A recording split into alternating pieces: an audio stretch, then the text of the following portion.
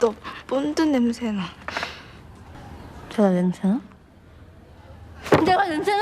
혹시 유리 멘탈이나 쿠쿠다스 멘탈이라는 말 들어보셨나요? 작은 장난에도 불같이 화를 내고 툭하면 평정심을 잃어 그 어떤 비판도 받아들이지 못하는 사람들을 이렇게 부르곤 하죠. 마치 깨지기 쉬운 유리처럼 쉽게 상처받고 충격을 받는 사람들 말입니다. 사실 누구나 살다 보면 마음이 약해질 때가 있죠. 중요한 시험을 망쳤을 때나 누군가에게 거절당했을 때 등 이럴 때 신경이 예민해지고 우울해지는 건 자연스러운 일이죠. 문제는 항상 이런 상태일 때입니다. 물론 유리 멘탈을 가진 사람들이 도덕적으로 문제가 있다는 건 아니죠. 그들은 단지 다른 사람들보다 타인의 시선이나 평가에 더 민감하게 반응하여 다른 사람의 인정이나 비판에 따라 자존감이 쉽게 흔들리곤 합니다. 그들은 비판을 받으면 마치 상대가 자신의 존재 자체를 부정한 것처럼 느끼기 때문에 온몸에 가시를 세운 고슴도치처럼 방어적인 태도를 보이게 되죠. 유리 멘탈을 가진 사람들이 자존심을 지키기 위해 취하는 행동은 크게 두 가지로 나뉩니다. 첫 번째는 상대방의 말을 끝까지 반박해 자신이 옳고 상대가 틀렸다는 것을 증명을 하는 것입니다.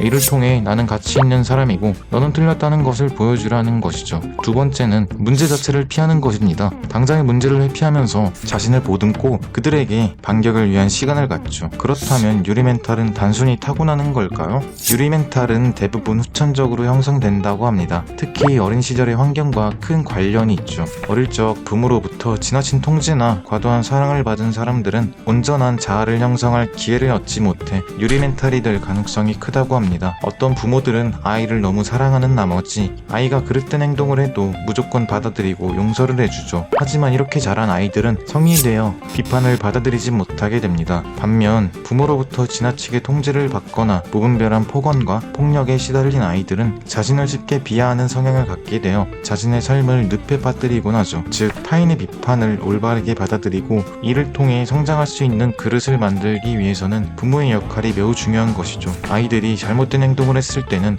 단순히 비판을 하는 것이 아니라 그 비판을 통해 더 나은 사람으로 성장할 수 있는 기회로 삼아야 한다는 점을 분명히 인식시켜야 하죠. 또 누군가가 의도적으로 공격해온다고 느낄 때는 우회적으로 표현하기보다는 자신의 불만을 명확히 표현하고 필요하다면 상대방에게 당당하게 맞설 수 있는 방법 또한 가르쳐줘야 합니다. 그래야 누군가에게 비판을 받았을 때 다른 사람의 피드백을 온전히 받아들이고 발전의 기회로 삼아 확고한 자신감을 갖게 할 수 있죠. 그렇다면 이미 유리 멘탈인 사람들은 어떻게 해야 할까요? 먼저 자신의 감정을 자학하는 것이 중요합니다. 누군가가 자신을 공격하는 것처럼 느껴지면 그 불편함을 그대로 받아들이고 내가 왜 이렇게 화가 나는지 스스로에게 물어보는 겁니다. 그리고 그 불편함이 단순히 자동적인 반응이지 깊이 생각해보는 거죠. 두 번째는 역지사지, 즉 상대방의 입장에서 생각해보는 겁니다. 내가 제3자라면 이 상황에서 어떻게 행동할지, 상대방에게 어떤 조언을 할지를 생각해보는 것이죠. 또한 열린 마음을 가지고 상대방의 의견을 바로 부정하지 않고 받아들이는 연습도 필요하죠. 정말로 자신에게 득이 되고 발전의 자양분이 될지도 모르는 충고들을 무조건적인 회피와 같은 극단적인 행동으로 인해 그 기회나 사람들을 잃는다면 얼마나 안타까운 일일까요? 그리고 상대방이 정말로 좋은 충고를 해줬다면 곰곰이 생각한 후 자신을 낮춰 감사의 인사를 전해보세요. 많은 사람들이 자존심 때문에 이런 행동을 하지 못하지만 사실 이것은 약점을 드러내는 것이 아니라 오히려 넓은 도량을 보여주는 겁니다. 옳고 그름을 분별할 줄 아는 사람으로 보이면서 깔끔한 인상을 남길 수 있죠. 또한 상대방의 의견을 인정하면서 호감 또한 얻을 수 있으니까요. 이렇게 많은 장점이 있는데 기꺼이 시도해볼 만하지 않을까요?